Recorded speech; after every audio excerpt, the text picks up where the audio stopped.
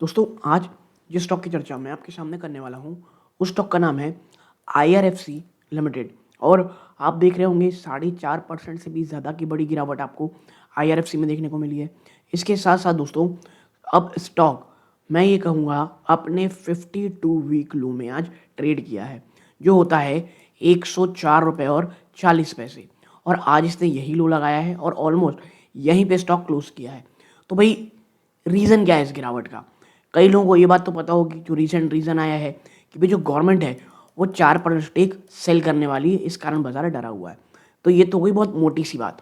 But IRFC में actually चल क्या रहा है, किस प्रकार की चीज़ें होने वाली हैं, ये जो सेल करने वाली है स्टेक कंपनी उसका भारत सरकार, उसके पीछे क्या कारण है, और भी बहुत सारे नुआंसेस हैं जिसके ऊपर आज हम चर्चा करेंगे। देखिए, अगर आप IRFC में निवेशित हैं या निवेश की सोच रहे हैं, यकीन मानिए बहुत इन्फॉर्मेटिव और बहुत ही एजुकेटिव ये पूरी की पूरी वीडियो होने वाली है।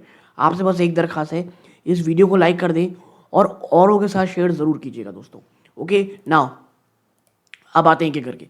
सबसे पहले देखिए, अब इस गिरावट के साथ स्टॉक एक साल में आपको 15% ज़्यादा का नेगेटिव रिटर्न दे चुका है। बट इसने जो हाई लगाया था वहाँ से अगर आप देखोगे तो ऑलमोस्ट 28 से 29% की बीच की गिरावट ये स्टॉक आपको आज दिखा चुका है। तो भैया इसके पीछे का कारण क्या है? देखो, आप देखेंगे IRFC करंटली एक बहुत ही इंपॉर्टेंट चौराहे पे खड़ा है, ठीक है, जो बहुत ही आप कह सकते हो बड़ी सिग्निफिकेंट सप्लाई ओवरहैंग देख रहा है, क्योंकि गवर्नमेंट का स्टेक सेल और स्ट्रैटेजिक शिफ्ट हो रही है इनके बिजनेस मॉडल में। टाइटल IRFC 2.0, ठीक है। नाउ अब यहाँ पे हम देखेंगे कि भाई Q3 के नंबर कैसे रहे। Q3 का जो रिजल्ट आया है वो रिफ्लेक्ट करता है एक बहुत ही स्टेडी, एक बहुत ही स्लो ग्रोथ ट्रेजेक्टरी को। वाइल आप देखोगे जो बॉटम लाइन है वो अभी भी एक बहुत ही मजबूत है। क्यों? कि देखो सिंपल चीज़ है, बहुत ही लो रिस्क लीजिंग मॉडल है इनका।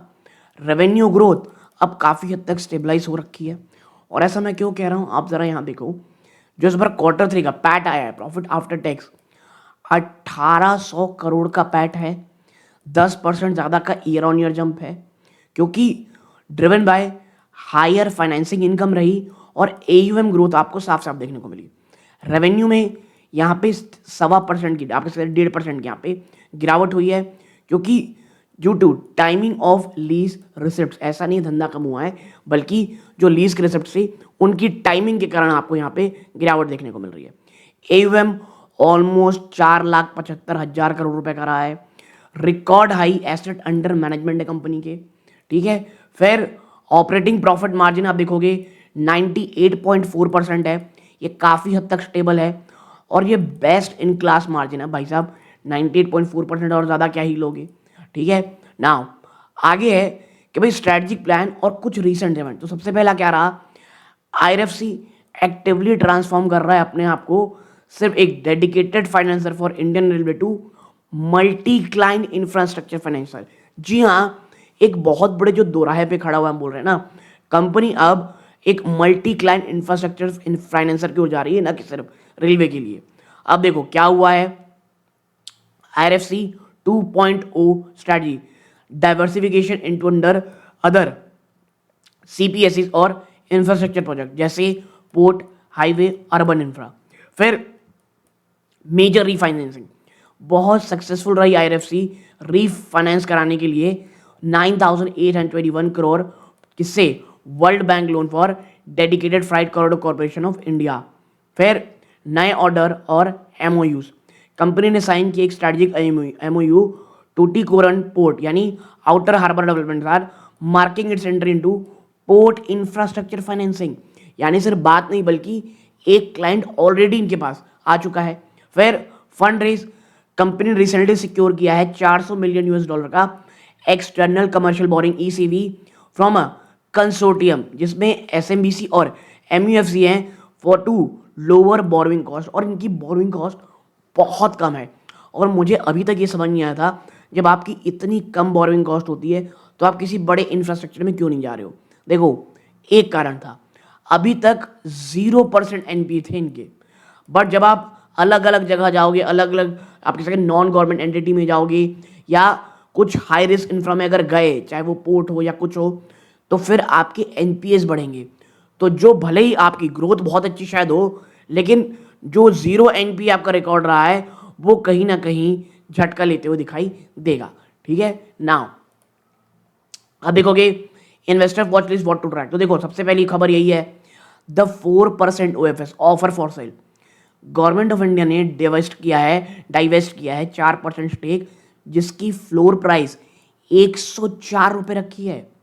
और ये जो सप्लाई है ना वो must be absorb before stock finds a floor. तो 104 रुपये के अंदर में ओएफएस आपका यहाँ पे आया है।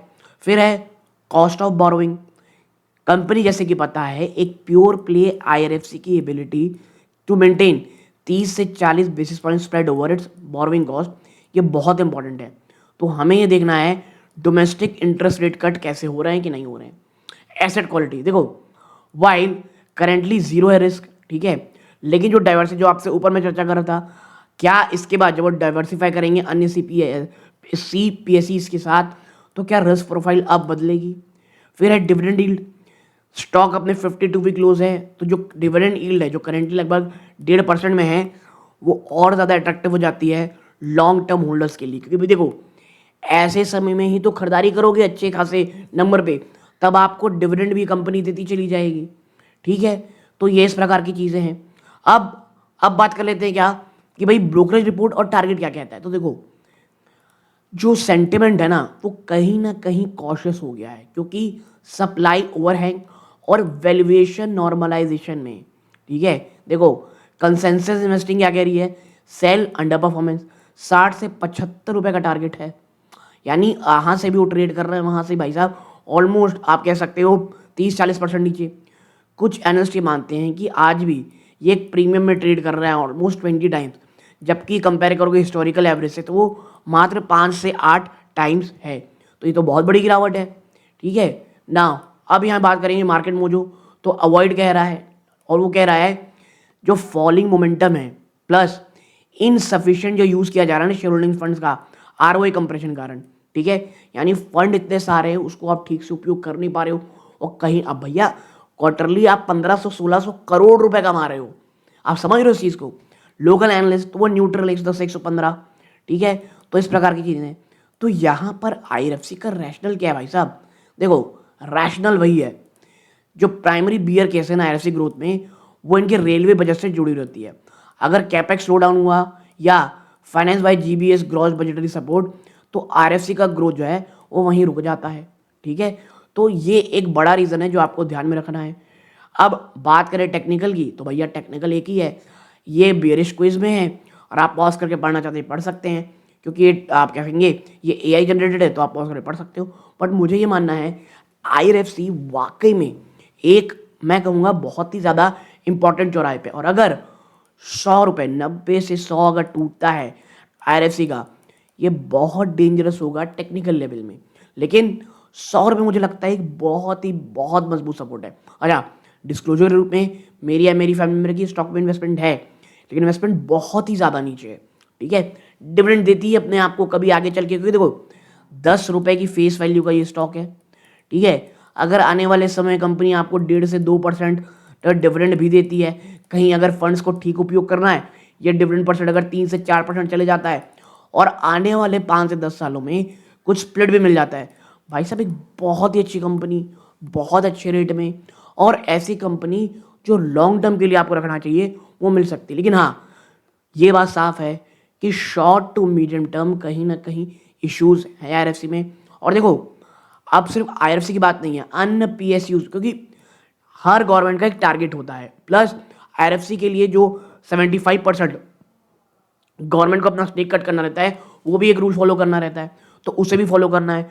तो आने वाले समय में जो ये दिख रहा है ना, ये होना ही था। कोई मैं ये नहीं कहूँगा कि अचानक से न्यूज़ आ गई है, लेकिन हाँ कंपनी जो अन्य अब इंफ्रास्ट्रक्चर जैसे पोर्ट हाईवे, इनको जब वो फाइनेंस की बात कहती है, तो मुझे डर एक लगता है कि जो एक आप कह सकते हैं एक सेफ हेवन हुआ करता था कि भाई यहाँ पे कोई एनपी नहीं होगा, ये शायद होता हो आपको दिखाई देगा, लेकिन इतने पैसे तो उनका यूज़ भी करता है। तो बहुत डिलेमा है दोस्तों। तो आपकी क्या राय है आईआरएफसी को लेकर के, आप अन्य किसी स्टॉक पर चर्चा करानी हो कमेंट बॉक्स में ज़रूर बताइएगा दोस्तों। यहाँ तक जुड़े रहे बहुत बहुत धन्यवाद। ये इस वीडियो का अंत है। जय हिंद।